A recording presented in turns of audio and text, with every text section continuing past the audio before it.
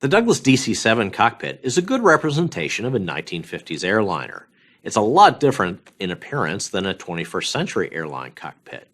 Whereas the cockpits of today feature large, multifunction computer displays, the cockpit of the 1950s featured a lot of round dials, numerous switches, and circuit breakers. In reality, there's not a lot of difference in the information that's being presented. The functions of a pilot in the cockpit really come down to aviate, navigate, and communicate. In terms of the aviate function, this meant that the pilot needed to know critical information about the aircraft's performance through the air, including heading, altitude, airspeed, course, as well as pitch and bank angle. The second tier of information were things related to the performance of critical aircraft systems, engine performance, hydraulics status, electrical system, pressurization, so forth. The third tier relates to the position of the aircraft relative to its environment. This means terrain, navigation, approach and landing, as well as weather information, air traffic that might be nearby.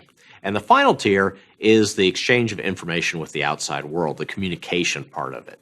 And in that way, the radios are obviously a critical part, particularly in the 1950s. Today, some of those functions are now being taken over by automated systems for broadcasting out through satellite data links, information not only related to its position and performance, but a lot of features related to the routine function of the aircraft. And that's the key difference between the cockpit of the 1950s and those of today, and it comes down to automation.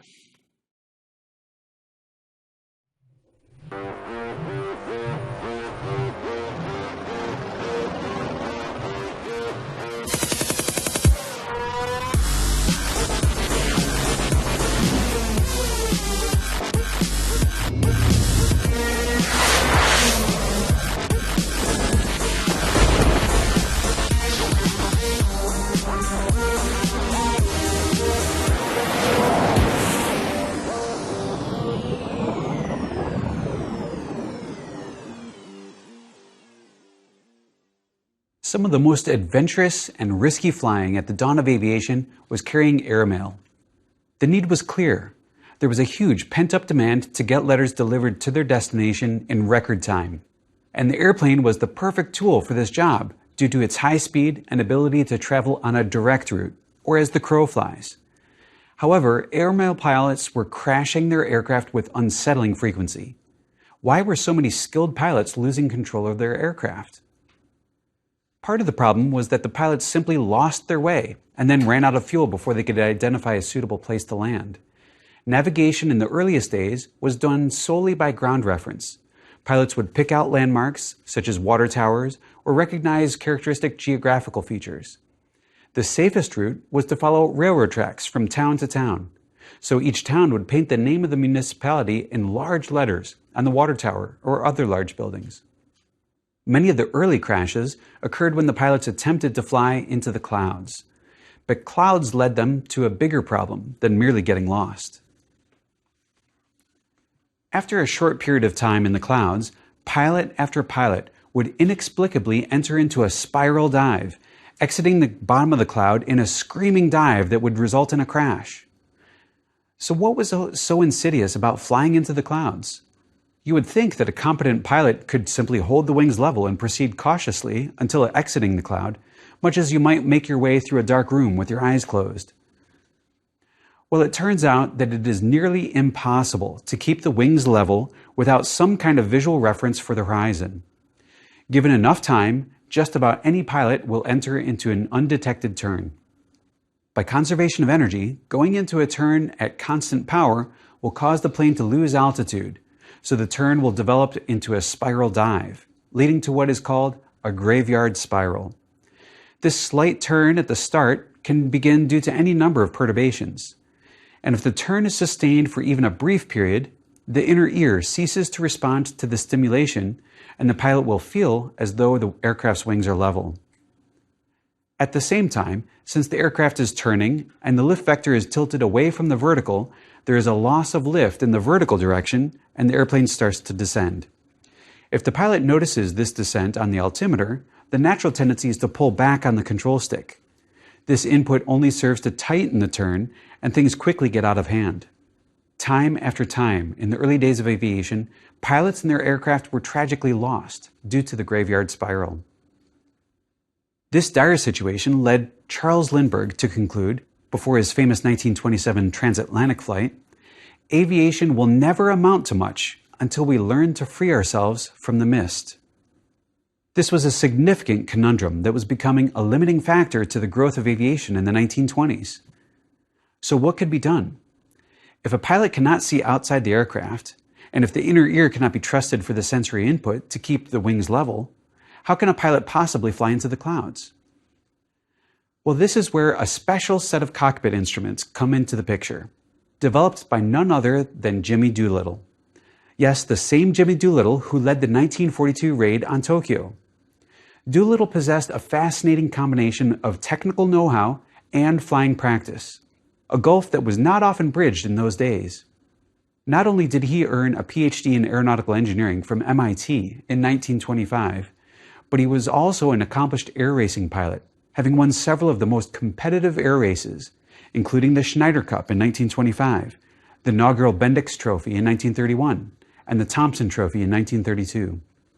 The combination of these competencies uniquely enabled him to solve one of the toughest challenges in aviation: flying blind.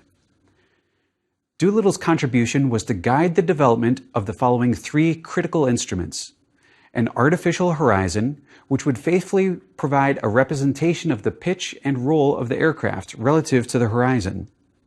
Lawrence Sperry is the key person who developed the artificial horizon, also with input and encouragement from Doolittle. This critical instrument, now front and center on all cockpit panels, allowed Doolittle to avoid the graveyard spiral. Second, a sensitive altimeter with resolution and height of 100 feet or better, and tunable for local barometric conditions. The altimeter was developed by Paul Colesman, again with input from Doolittle. This allowed Doolittle to know his height above the runway with high accuracy, so that he could maneuver his aircraft to land at precisely the right instant. And third, radio beacon navigation aids, which would allow the pilot to precisely line up with the end of a runway. These were critical for Doolittle to identify the right direction and distance to the runway. On September 24, 1929, Doolittle had assembled some dignitaries for a technology demonstration on a separate project for clearing fog. That demonstration ended in failure. So, seemingly on impulse, Doolittle decided to try to salvage the morning and attempt the first ever blind flight in an aircraft. All of the conditions were right. The dignitaries were assembled, a thick fog was present, and he had done his homework. So even though he made a snap decision to make the attempt, he was prepared. He climbed into his consolidated NY-2 Husky, snapped the canvas cover shut, and took off with absolutely no view outside the aircraft. After circling the field for a bit, he lined up with the runway based on the signal from the radio beacons. His sensitive altimeter, attitude indicator, and radio navigation beacons allowed him to come in for a successful landing. The flight went so well that he actually turned around and went up a second time the same morning. On his second flight, which covered 15 miles, he took off and flew out for 5 miles. He then turned around and returned to fly over the field, clicking his stopwatch as he passed over the field. He flew 2 miles to the east, made a 180-degree turn, and lined up for the runway. Again, following the radio waves and his sensitive altimeter, Doolittle gradually descended. On short final, he cleared the fence at the edge of the field and smoothly touched down at almost exactly the same point where he took off. So it was Doolittle's precision instruments and his precision flying that enabled him to successfully demonstrate blind flying for the first time. Since only 3 new instruments were needed, this technology was rapidly adopted for time-critical flights, such as mail delivery, and then more broadly for all of aviation. This accomplishment was truly a game changer. In fact, Doolittle regarded it as his most significant contribution to aviation. In fact, the main residual problem in the modern era has come from amateur pilots who enter reduced visibility conditions without an ability to use their instruments at their disposal. This was likely the cause behind John F. Kennedy Jr.'s plane crash in July 1999. As he flew over the water on a hazy evening, he likely lost visual reference to the horizon, which led to a graveyard spiral. Kennedy had a full suite of instruments in his Piper Saratoga aircraft, but he was not trained on how to rely solely upon the instruments in poor weather conditions. Now let's take a grand tour of the cockpit and consider the science and engineering behind the instruments that Doolittle and others developed. To get oriented with the dizzying array of instruments and indicators found in a modern commercial airliner, it's helpful to recognize that there are four main types of instruments in the cockpit. First and most important are the instruments that allow the pilot to keep the aircraft flying in a safe orientation and away from the edges of the flight envelope where trouble would occur. We'll focus mostly on these primary flight instruments in this lecture. The second set of instruments monitor various systems on board the aircraft, including critical functions such as engine performance and cabin pressurization, as well as less critical functions such as the cabin PA system. The third and fourth categories are for navigation and communication, and we'll consider those in the next lecture when we turn to air traffic control. Keep in mind that there are two distinct generations of aircraft instruments flying out there today. Traditional instruments are all mechanical, with round dials that display the information. These are colloquially referred to as steam gauges, despite the fact that they have nothing to do with steam. Modern instruments are digital representations of the data on computer screens. These are commonly referred to as glass panel displays. The core of the instrument panel for a traditional display is a set of 6 instruments, referred to as the six-pack.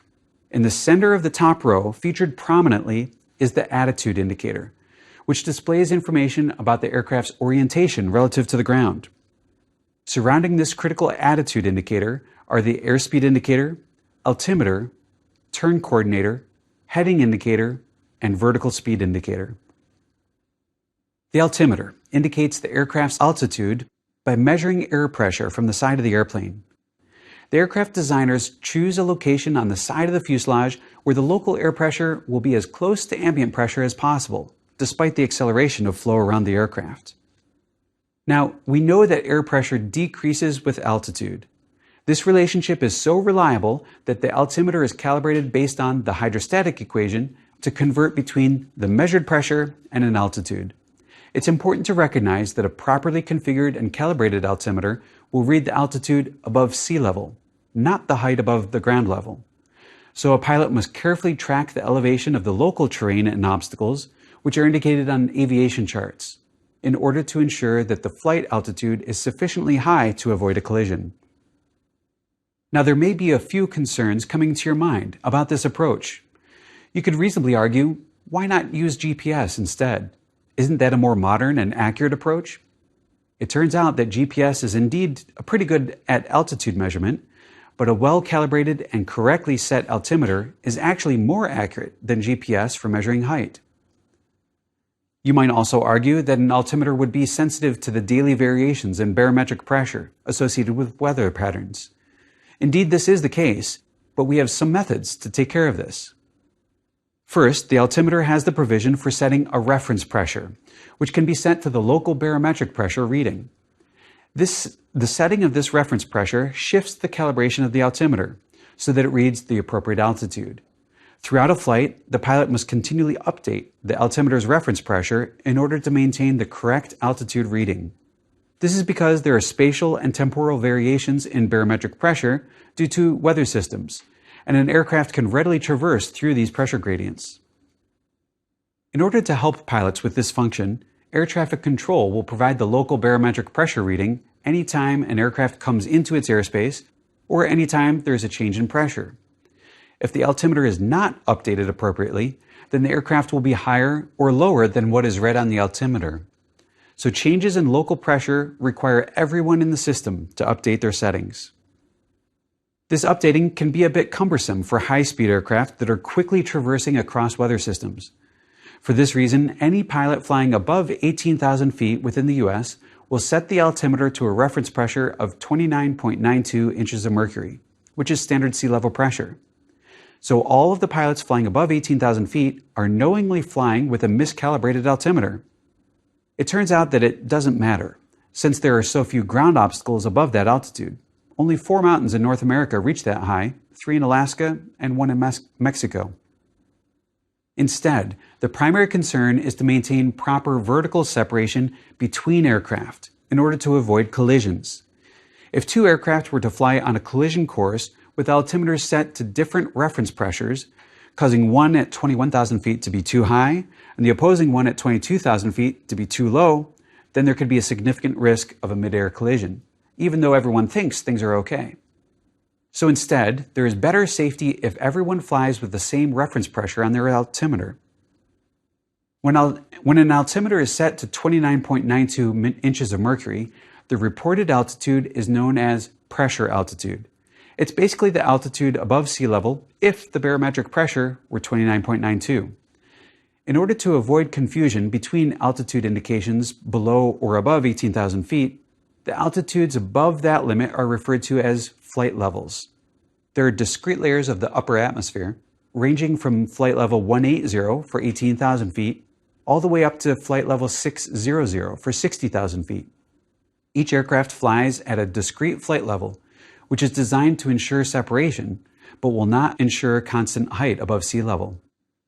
This is because local barometric pressure will change as an aircraft flies across the country, but in the end, it doesn't matter. Let's now turn our attention to the airspeed indicator. This instrument is also based on a pressure measurement, although this time there are 2 different pressures to measure. The pressure line from the static port on the side of the aircraft is fed to both the altimeter and the airspeed indicator. So static pressure is one of the pressures that an airspeed indicator relies upon. The second pressure fed into the airspeed indicator is the total pressure, which is measured by a pitot probe, or a pitot tube. The pitot probe is an L-shaped piece of tubing with an open orifice on the end.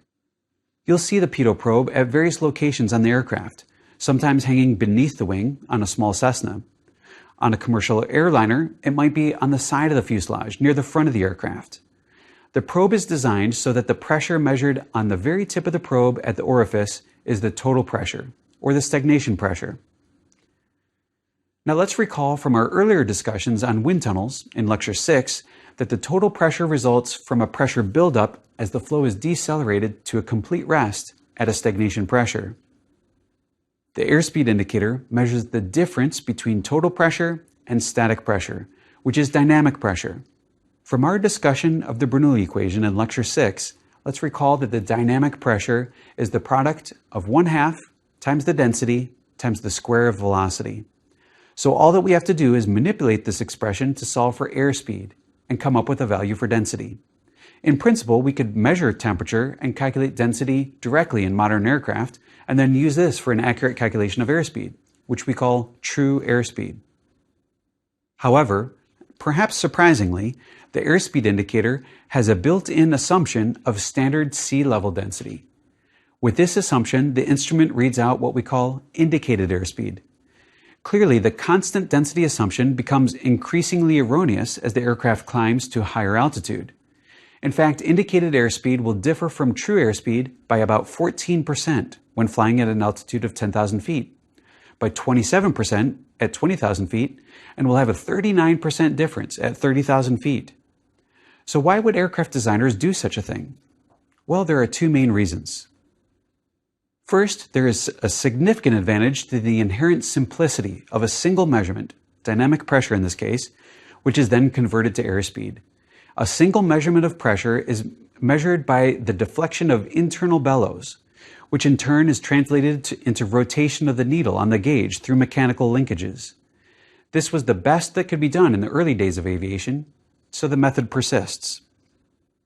Second, and more importantly, many of the limitations on aircraft performance, such as stall speed and maximum speed, fundamentally depend on dynamic pressure.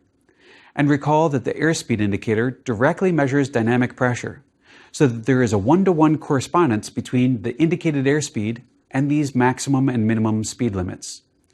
If the airspeed indicator actually measured the true airspeed, then the pilot would have to do some calculations in flight to determine what the operating limits were at a particular true airspeed and flight altitude. So safety of flight actually demands that the airspeed indicator be calibrated with a fixed assumption of standard sea level density, which ensures a one-to-one correspondence between indicated airspeed and the measured dynamic pressure. The airspeed indicator helps the pilots keep the aircraft within the operating envelope, lower than the maximum speed limited by the aircraft structure, and higher than the minimum speed dictated by aerodynamic stall.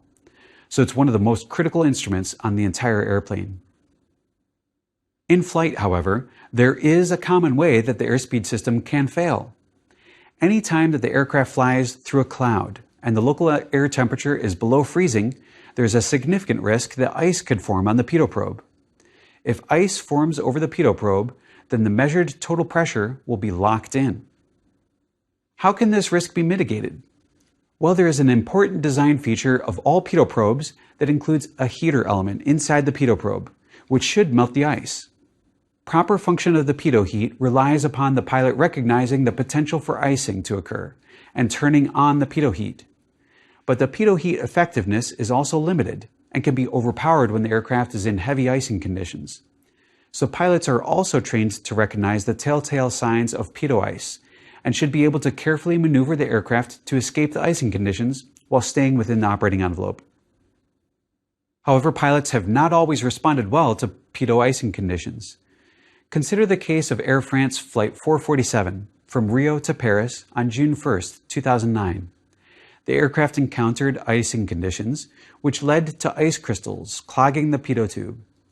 This caused erroneous readings of the airspeed, which the flight computer could not interpret, so the autopilot was automatically disengaged in mid-flight.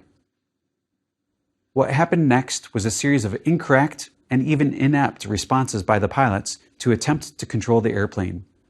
The pilot flying the plane inexplicably pulled back on the control stick, leading to a high-altitude stall, which caused the aircraft to plummet like a falling leaf from 38,000 feet down into the ocean below.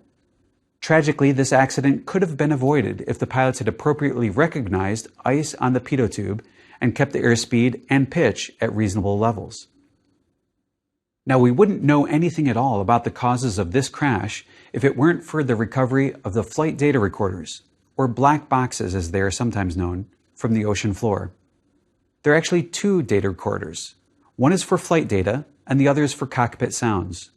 Both units are required to be on all aircraft that have 20 or more passenger seats, and on turbocharged aircraft that require 2 pilots for operation and have at least 6 passenger seats. Now, even though these units are colloquially known as black box recorders, they really aren't black. They're actually painted bright orange in order to help disaster response crews quickly locate the units in the wreckage. The flight data recorder makes a digital record of a host of information about the aircraft condition, including altitude, velocity, location, pitch, roll, and yaw, positions of the aircraft controls and the control surfaces, autopilot mode, engine thrust setting, and so on. U.S. regulations require a minimum of 88 different data streams to be recorded. Nearly every relevant parameter is streamed in real time to the recorder, which stores data on a rolling loop for about 24 hours. The cockpit voice recorder makes an audio recording of all sounds present in the cockpit for a period of up to 2 hours before the crash. 4 separate audio channels are required, which can include microphones from both pilots, radio communications, and general cockpit sounds. Both the flight data recorder and the cockpit voice recorder transcribe the data to digital flash memory, which is a robust and reliable data storage medium. Also, the data recorders are hardened and protected against shock, vibration, fire, and moisture. Regulations require that the recorder be able to sustain a deceleration of 3,400 Gs over a period of 6.5 milliseconds. That's the equivalent of going from 270 knots down to zero velocity within 45 centimeters. The recorders also have an underwater locator beacon, which produces periodic pings on a radio frequency of 37.5 kHz, which should be detectable within about a 2-mile radius.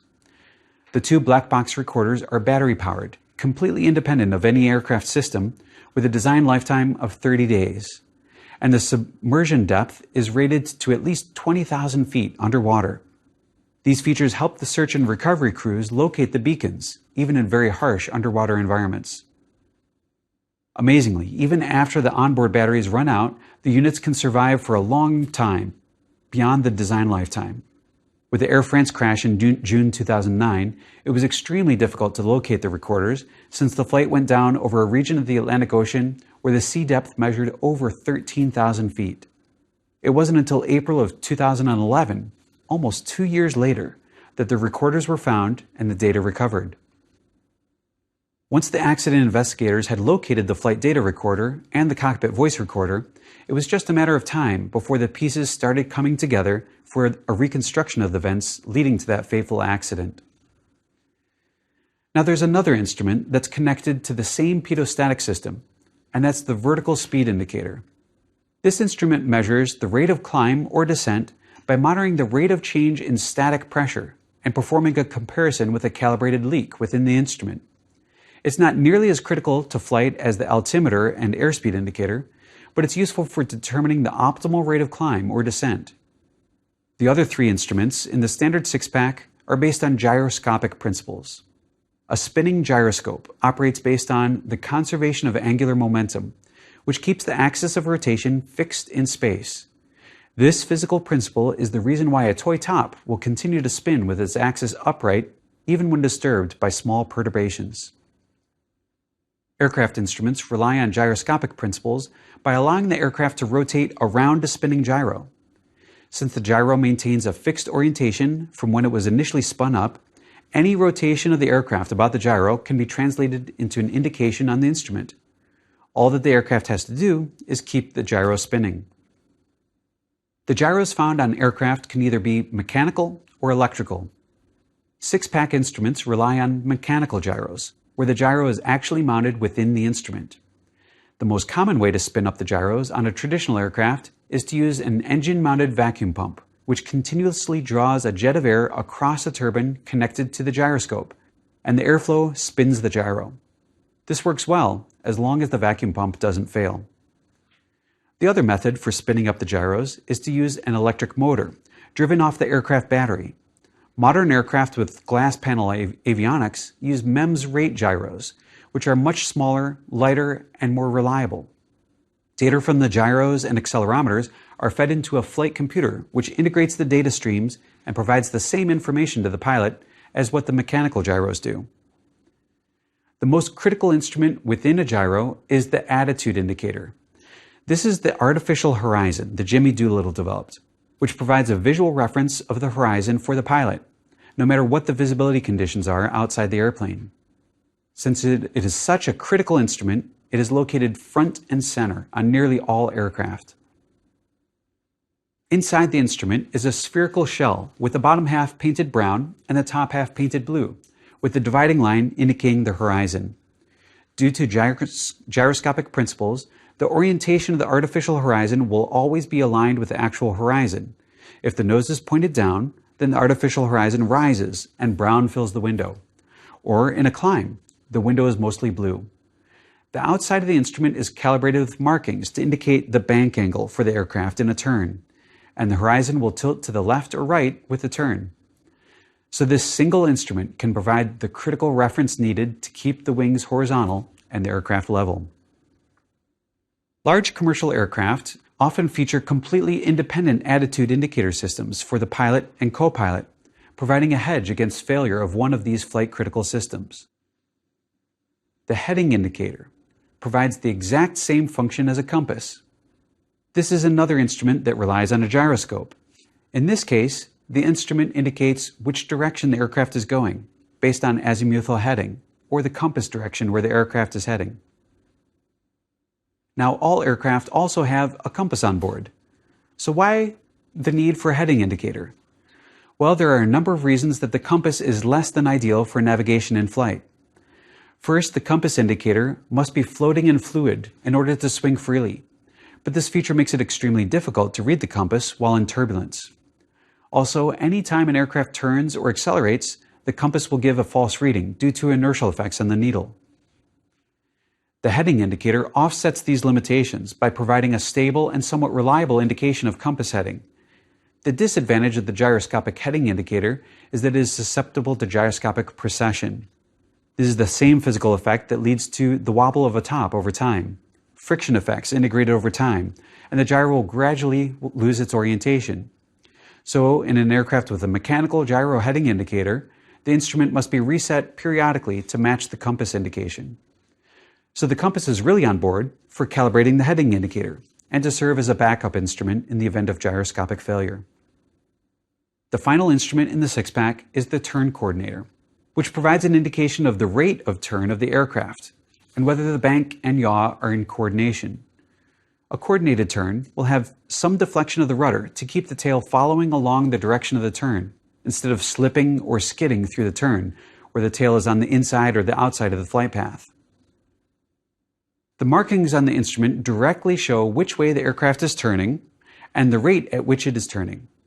The rate indication is useful for flight and instrument conditions when the pilot wishes to keep a manageable turn rate, which is typically 3 degrees of heading per second.